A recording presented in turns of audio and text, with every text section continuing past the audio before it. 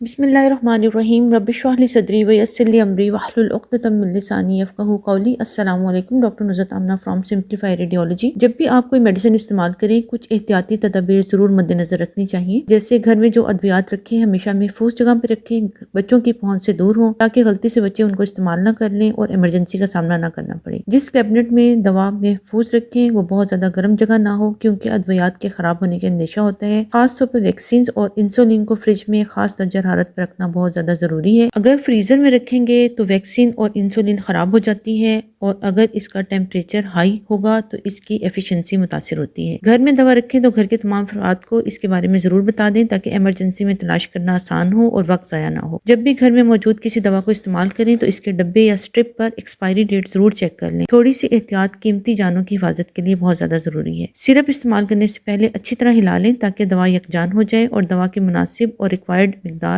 مریض کو دی جا سکے۔ چھوٹے بچوں کو دوا دیتے وقت ان کی وزن اور عمر کے مطابق ڈوز ایڈجسٹ کی جاتی ہے، اس لیے خیال رکھیں کہ اپنی مرضی سے اس میں رد و بدل مت کریں۔ بوتل میں دیا گیا چمچ 5 ملی لیٹر دوا کو ظاہر کرتا ہے، اس لیے جتنے چمچ دوا تجویز کی گئی ہے اتنی ہی دیں، زیادہ یا کم نہ کریں۔ بزرگ حضرات چونکہ وقتی مرض کے ساتھ دوسری بیماریوں جیسے شوگر، بلڈ پریشر، جگر، دل اور گردے کی بیماریوں کا شکار بھی ہو سکتے ہیں، اس لیے ڈاکٹر کو مریض کی تمام ہسٹری ڈیٹیل سے بتائیں تاکہ دوا تجویز کرتے وقت معالج میڈیسن کی انٹریکشن کو مد نظر رکھیں۔ اگر کوئی دوا استعمال کرنے کے بعد طبیعت میں خرابی محسوس ہو جیسے الٹی آنا، چکر آنا، جسم پر دھپڑ پڑ جانا، جلد کا سرخ ہو جانا یا دل گھبرانا، تو دوا کا استعمال فوراً ترک کر دیں۔ پانی کا زیادہ استعمال کریں، فوری طور پر معالج کو رجوع کریں۔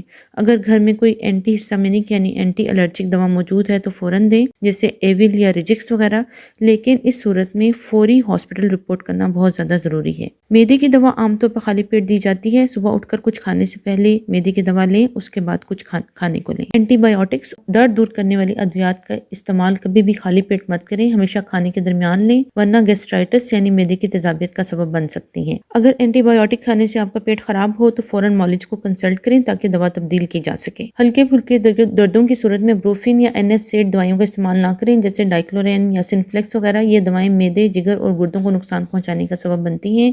ہمیشہ ڈاکٹر کے مشورے سے دوا استعمال کریں اور کوشش کریں کہ اگر ہلکا درد ہو تو پونسٹون فورٹ یا پیراسیٹامول لینے سے درد ٹھیک ہو جاتا ہو تو ابتدا میں ایسی ہی دواؤں کا استعمال کریں۔ جس حد تک ممکن ہو جوڑوں، کمر کے درد کے مریض belt, joint pads, exercises, local creams, gels, heat pads, hot water bottles, hot and cold ice packs اور فزیو تھراپی کا استعمال کریں۔ اگر ان تمام چیزوں سے افاقہ نہ ہو تو پھر درد دور کرنے والی دواؤں کی طرف آئیں۔ سافٹ ٹشو انجریز، اسپرینز یعنی موچ وغیرہ پھسلنے کی صورت میں، چوٹ لگنے کی صورت میں متاثرہ جگہ کو ریسٹ دینا ضروری ہے۔ ساتھ میں اینٹی انفلیمیٹری میڈیسن کا استعمال کریں جیسے ڈینسین وغیرہ۔ فریکچر رول آؤٹ ہو جائے تو 7 سے 10 دن کے اندر سافٹ ٹشو انجری عموماً ہیل ہو جاتی ہے۔ جگر کے مریض پیراسیٹامول استعمال کرنے سے پرہیز کریں کیونکہ پیراسیٹامول جگر کو خراب کرنے کا سبب بنتی ہے۔ دمہ یا الرجی کے مریضوں میں دوا کے استعمال سے نیند آنے کے چانسز ہوتے ہیں، اس لیے کوشش کریں کہ ڈاکٹر کے مشورے سے دوا کی ٹائمنگ سیٹ کریں۔ جس دوا میں نیند کے اثرات ہوں شام یا رات کو لیں یا پھر دوا لینے کے بعد ڈرائیونگ کو اوائڈ کریں۔ جو مریض اسٹیرائڈ انہیلر استعمال کر رہے ہوں ان کو ہدایت دی جاتی ہے کہ پف لینے کے بعد نیم گرم پانی سے غرارے کریں۔ ایسا کرنا ضروری ہے ورنہ منہ میں فنگل انفیکشن ہو جاتی ہے جس کی وجہ سے مریض کے لیے کھانا پینا بہت زیادہ تکلیف دہ ہو جاتا ہے۔ اس کو ٹریٹ کرنا بہت مشکل ہوتا ہے، لیکن اگر فنگل انفیکشن ہو جائے تو ساتھ ٹریٹمنٹ ضرور کروائیں۔ انہیلر استعمال کرنے والے مریض انہیلر کی ٹیکنیک اچھی طرح سیکھ لیں۔ ناک بند کر کے ماؤتھ پیس کو منہ میں دبا کے میڈیسن پریس کر کے سانس 2 بار اندر کھینچیں تاکہ دوا پھیپھڑوں میں جا سکے، اور اگر سفید دھواں ناک کے ذریعے باہر آئے تو اس کا مطلب ہے کہ آپ کی دوا ضائع ہو رہی ہے، پھیپھڑوں تک نہیں جا رہی۔ دوبارہ سیکھ کر پراپر طریقے سے انہیلر یوز کریں۔ جو لوگ ٹی بی کی ادویات استعمال کر رہے ہوں ان کو ریگولر میڈیسن لینا بہت زیادہ ضروری ہے۔ دوا اپنی مرضی سے کم کرنا یا مسلسل نہ لینا مرض کی شدت میں اضافے کا سبب بنتا ہے۔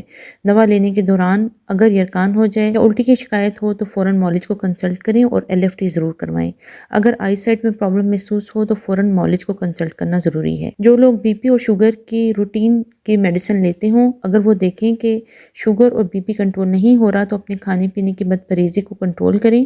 اس اس کے بعد اپنے مولج کو ضرور کنسلٹ کریں تاکہ دوا کی ڈوز ایڈجسٹ کی جا سکے۔ جو مریض پیشاب آور ادویات کا استعمال کر رہے ہیں اور اس کے ساتھ بہت زیادہ کمزوری محسوس ہوتی ہے یا ٹانگوں میں کریمپس پڑنے شروع ہو جائیں، اپنے مولج کو ریکنسلٹ کریں کیونکہ پانی کے ساتھ ساتھ ان کے نمکیات ضائع ہو رہی ہیں۔ نمکیات کی کمی کی وجہ سے جسم میں شدید کمزوری واقع ہو سکتی ہے، ان کو الیکٹرولائٹ ریپلیسمنٹ کی ضرورت پڑ سکتی ہے۔ جب بھی آپ کو کوئی دوا تجویز کی جائے کچھ عرصے کے بعد ہی کنسلٹیشن بہت ضروری ہے تاکہ دوا کو تبدیل یا بند کرنا ضروری ہو تو کیا جا سکے۔ پریگنینسی کے پہلے 4 ماہ میں سوائے فولک ایسڈ کے کوئی بھی دوا بغیر ڈاکٹر کے مشورے سے استعمال نہ کریں۔ پریگنینسی میں بی پی اور شوگر کی دوا عام بی پی اور شوگر کے مریضوں سے فرق ہوتی ہے، اس لیے اپنی مرضی سے کوئی دوا مت لیں، اپنی گائنیکولوجسٹ کے مشورے سے دوا استعمال کریں۔ اپنے گھر کے بزرگ افراد کو دوا خود اپنے ہاتھ سے دیں۔ یادداشت کی کمزوری کی وجہ سے وہ دوا کی ڈوز سیٹ کرنے میں پرابلم محسوس کر سکتے ہیں، جس کی وجہ سے مرض کنٹرول کرنا بہت مشکل ہوتا ہے۔